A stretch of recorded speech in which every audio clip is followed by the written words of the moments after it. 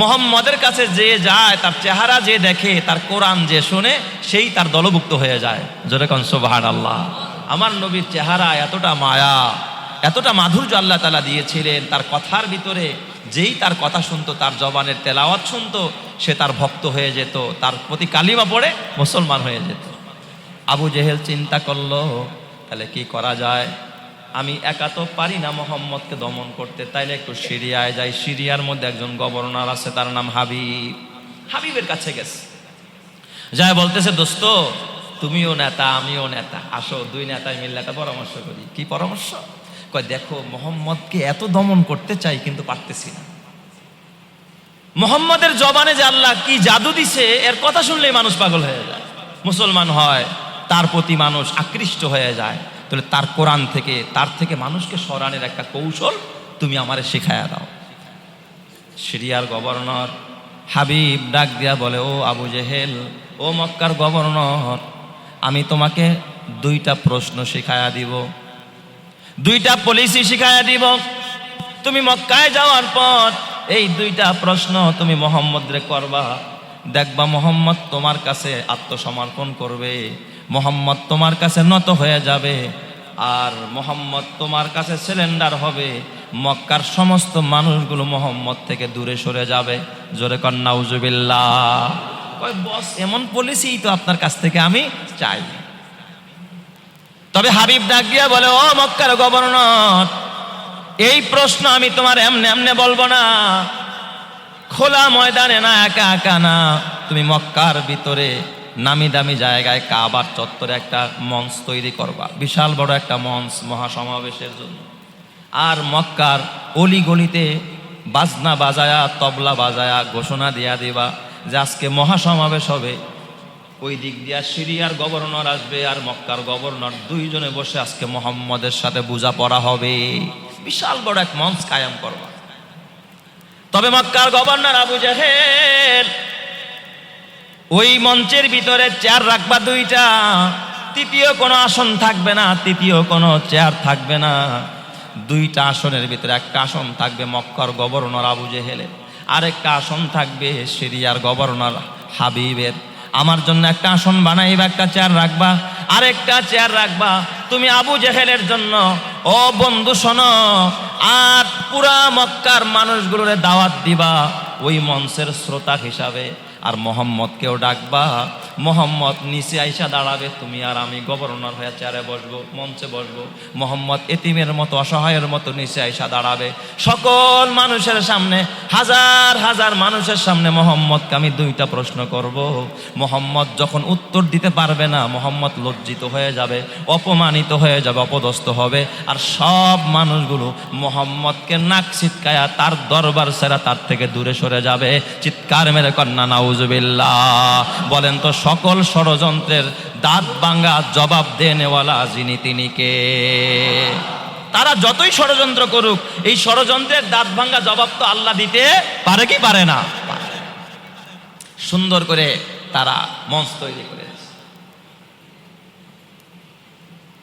সিরিয়ার গভর্নর মক্কায় আসছে, এই দিক দিয়া হাবিব যখন মক্কায়, ওই দিক দিয়া আবু জেহেল মক্কার গভর্নর। বিশাল বড় মঞ্চ করে আজকে মহাসমাবেশ হবে, সব মক্কাবাসীকে দাওয়াত করছে। দাওয়াত করে কাবার চত্বরে বিশাল বড় মঞ্চ করছে। মঞ্চের ভিতরে এক পাশে মক্কার গভর্নর বসা, আরেক পাশে ওই যে সিরিয়ার গভর্নর হাবিব বসা। দুইজনে বৈশা সবাইকে যখন ডাকছে, আমার নবী মুহাম্মদুর রাসূলুল্লাহ ওই দরবার আসছে। নবীজি যখন সামনে দাঁড়ানোর পর, আমার বাজার আল্লাহর নবী, রহমতে আলম নবী, যদিও দুনিয়ার জমিনের মধ্যে একা এতিম নবী, কিন্তু আমার নবীর সাথে আছেন একজন যিনি চিল্লায়া বলতে হবে তিনি কে? নবী যখন ঢুকছে, ওরা দুইজন তো চেয়ারে বসা। নবীর দূর থেকে দেখা, নবীর চেহারার দিকে তাকায়া হাবিবের পা কাঁপতেছে, শরীর কাঁপতেছে। এই দিক দিয়া মক্কার গভর্নর আবু জেহেলেরও শরীর কাঁপতেছে, চেয়ারে বসে রাখতে পারে না। লোকেরা জিজ্ঞাসা করে, লিডার ব্যাপারটা কি, কাঁপেন কে? কি রে?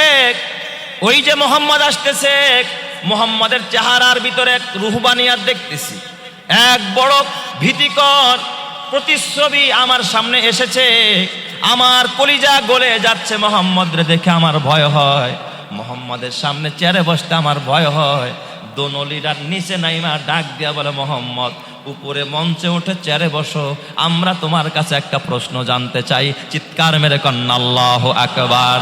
আলহামদুলিমান কদ্দারা খাইরাও ওয়া খাওয়ালা ওয়া শুকরু লিমান সাওয়ারা হুসনাও ওয়া জামালা লা জিদ্দা ওয়ালা নিদ্দা ওয়ালা হাদ্দা লিমাউলা আল আনা কামা কানা ওয়ালাম ইয়ালকা জাওয়ালা লা ক্বাবলা ওয়ালা বাদা ওয়ালা ওয়াক্তা জামানা লা হাজিবা ওয়ালা মানিআ লিল্লাহি তাআলা লা তুশরিক ফিল্লাহি ওয়ালা রব্বা সিওয়াহু লা ওয়ালিদা ওয়ালা ওয়ালাদা ওয়ালা উম্মা লা খালা ফরদুন সামাদুন আন সিফাতিল খলকি বারিউন রব্বুন আজালিউন খলাকাল খলকা কামালা।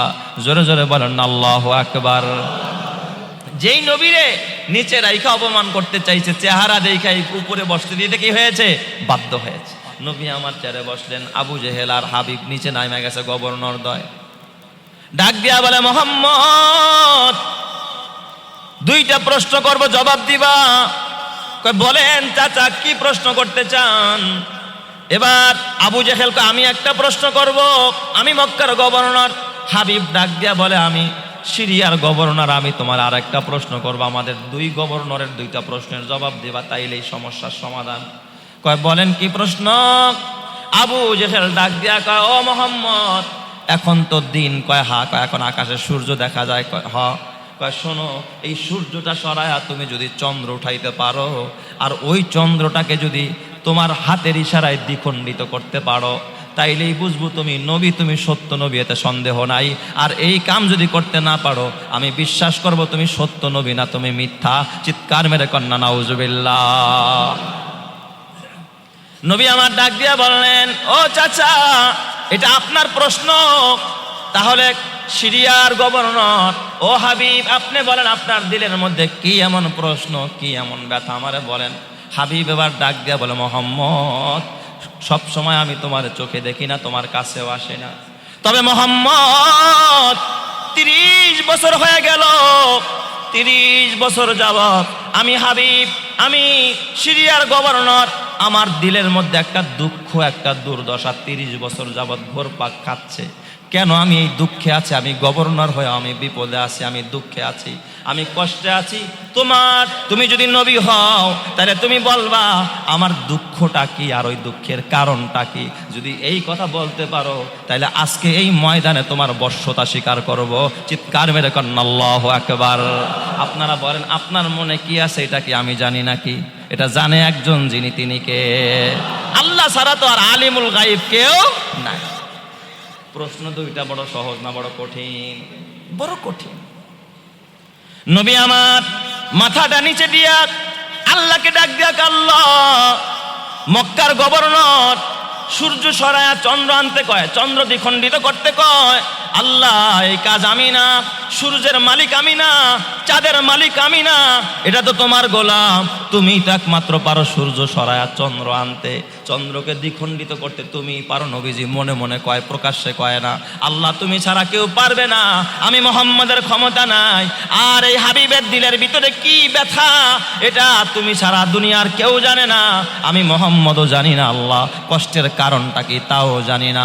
রব্বুল আলামিন তুমি না জানাইলে জানার ক্ষমতা আমার নাই। চিৎকার মেরে কন্না আল্লাহু আকবার। নবীজি আমার ডাক দিয়া কয়, চাচা তার একটু কাজ করেন, আমার 2 মিনিট সময় দেন, আমি মাত্র 2 রাকাত নামাজ পড়বো। সুবহানাল্লাহ জোরে কোন সবাই। আমার নবী যখন এই বিপদে পড়তেন কোথায় যাইতেন? নামাজে। পাশেই যায় নামাজ বিছায়া নবীজি নামাজে দাঁড়ায় গেছে। নামাজে দাঁড়ায় যখন আল্লাহকে ডাকা আরম্ভ করলেন, আল্লাহ পাক রব্বুল আলামিন জিব্রাইলে ডাক দিয়া কয়, জিব্রাইল কই রে? আজকে ভরা মজলিসে মক্কাবাসীর সামনে আমার নবীকে অপমান করতে চায়, জিব্রাইল জলদি যা তোর ডানা দিয়া সূর্যটারে সরায়া দে, চন্দ্রটারে উঠায়া দে, আর ওই চন্দ্রটার দিকে আমার হাবিব আমার বন্ধু যখন আঙ্গুল দিয়ে ইশারা করবে চন্দ্রটাকে দুইটা খণ্ডে পরিণত করে দে। চিৎকার মেরে কন্না আল্লাহু আকবার। শামস কমার সুরখে জমি আঞ্জুম আখতর, দশতে দিওয়াল ওয়াদিয়ে সাহারা ও সমন্দর, মোর মুলক তামদরু তৈর কবুতর, শাম সে হার জুলম তুজু আহমার আসগর, গুলজার গুলো পুরগে সাজার কিসনে বানায়া, তলেব মায়ুসি কা হো ये सब जिसने बनाया। জোরে জোরে বলেন সুবহানাল্লাহ। এরপরে জিব্রাইল আল্লাহ জানায়া দেয়, ও জিব্রাইল আমার বন্ধুরে জানায়া দে, ওই যে সিরিয়ার গভর্নর হাবিব 30 বছর যাবত তার দিলের মধ্যে কি ব্যথা আমি আল্লাহ সারা পৃথিবীর কেউ জানে না। কয় এই হাবিবের ঘরে একটা বিবি আছে, তার বাচ্চা হয় না, বহু কান্নাকাটি করেছে একটা বাচ্চার জন্য। 30 বছর পর আমি আল্লাহ একটা কন্যা সন্তান তারে দিয়েছি, কিন্তু কন্যা সন্তানটাও বোবা, কথা বলতে পারে না। গভর্নর মানুষ, তার স্বপ্ন ছিল একটা ছেলে হবে, আমি মরে গেলে আমার পরবর্তীতে এলাকার গভর্নর হবে, আমার প্রতিনিধি হবে, জনপ্রতিনিধি বানাবে, এটা ছিল তার স্বপ্ন, এটাই তার দিলের বড় কষ্ট। 30 বছর যাবৎ কেঁদেছে সন্তানের জন্য, ছেলে চাইছিল কিন্তু আমি আল্লাহ ছেলে দেই নাই, দিছি একটা মেয়ে, তাও আবার বোবা। এইটা তার দিলের কষ্টটা পৃথিবীর কেউ জানে না, আমি আল্লাহ ছাড়া। নবীজিকে জিবরাইল আমিন যখন এই কথা জানায়া দিস, নবীজি নামাজ শেষ কইরা মঞ্চের মধ্যে উঠা আঙ্গুল যখন ইশারা করছে সূর্যরে বলছে সরে যা। এবার চন্দ্র উঠেছে, অন্ধকার নেমে আসছে, আর আঙ্গুল দিয়া যখন ইশারা করেছে সাথে সাথে ওই চন্দ্র দুই টুকরা হয়ে গেছে। চিৎকার মেরে করেন আল্লাহু আকবার। বলেন তো করনেওয়ালাকে আল্লাহ। এবার আবু জেহেলের মুখটা ছোট হয়ে গেছে, হায় হায় মুহাম্মদের এত পাওয়ার, মনে করছে মুহাম্মদ এটা জাদু দিয়া করছে, জাদু দিয়া মনে হয় করছে, নাউজুবিল্লাহ জোরে কোন সবাই। এবার কয় হাবিব ডাক দেয়া, কয় ঠিক আছে আমার বন্ধু গভর্নর মুহাম্মদের উত্তর দিয়েছো, আমারটা এবার উত্তর দাও, পারলে দেখি যদি তোমার ক্ষমতা থাকে। নবী আমার ডাক দিয়া বলে, ও চাচা, ও হাবিব, সিরিয়ার গভর্নর আপনি শোনেন, 30 বছর যাবত আপনার অন্তরের মধ্যে দুঃখ, একটা আপনার ঘরে সন্তান হয় না, সন্তানের জন্য 30 বছর পর্যন্ত আপনি কেঁদেছেন, কিন্তু আপনার ঘরে ছেলে হয় না, একটা সন্তান আল্লাহ দিছে, তাও আবার মেয়ে সন্তান, তাও আবার বোবা, কথা বলতে পারে না। আপনার স্বপ্ন ছিল একটা ছেলে হবে, ছেলে হইয়া পরবর্তীতেই এলাকার গভর্নর হবে, আপনার অধীনস্থ হবে, আপনার প্রতিনিধি হবে, এটা আপনি চেয়েছিলেন, কিন্তু সেটা হয় নাই। কথাটা বলতে দেরি, মঞ্চের ভিতরে নবী আমার বসা, তাকায়া দেখে হাবিবের চোখ বেয়ে পানির ফোঁটা গড়া গড়া পড়ে। হাবিব এইভাবে হাত জোর করে ডাক দেয়া, কয় মুহাম্মদ, ওই আসমানের মালিকের শপথ করে বলি মুহাম্মদ, 30 বছরে এই ব্যথার দুঃখ আমি পৃথিবীর কারো সাথে শেয়ার করি নাই। মুহাম্মদ তুমি কেমনে জানলা? এই কথা তো আকাশের মালিক ছাড়া কেউ জানে না, যে আকাশের মালিক তোমারে জানাইছে তুমি সত্য নবী, এতে সন্দেহ নাই। ও মক্কার গভর্নর আবু জেহেল, তুমি চাইছিলা মুহাম্মদকে পরাভূত করবা, তুমি বিজয়ের মালা পরবা, না না, আমি আজকে আত্মসমর্পণ করলাম, তোমার সাথে সম্পর্ক ছিন্ন করলাম, মুহাম্মদ আজ থেকে আমার লিডার, আমি মুহাম্মদের হাতে কালিমা পড়া মুসলমান হয়ে গেলাম। চিৎকার মেরে কন্না আল্লাহু আকবার। হর লাহজা হে মুমিন কি নাই শান নাই আন, हर लहजा है मोमिन की नई शान नई आन, गुफ्तार में किरदार में अल्लाह की बुरहान, गुफ्तार में किरदार में अल्लाह की बुरहान, गफ्फारियु क़ह्हारियु कुद्दूस व जबरूत, ये 4 अनासिर हो तो बनता है मुसलमान, ये 4 अनासिर हो तो बनता है मुसलमान। उल्फत में बरा बर के वफा हो के जफा हो, हर चीज़ में लज्जत है अगर दिल में मज़ा हो, हर चीज़ में लज्जत है अगर दिल में मज़ा हो। আল্লাহ তুমি আমাদের সবাইকে দিলের মধ্যে লজ্জাত দান করো, ঈমানের লজ্জাত দান করো, ইবাদতের লজ্জাত দান করো। রমজানে যেমন ইবাদত করেছি সারা বছর এইভাবে ইবাদত করার তৌফিক দান করো। জোরে কান আমিন। ওয়া আখিরি দাওয়ানা আনিল হামদুলিল্লাহি রাব্বিল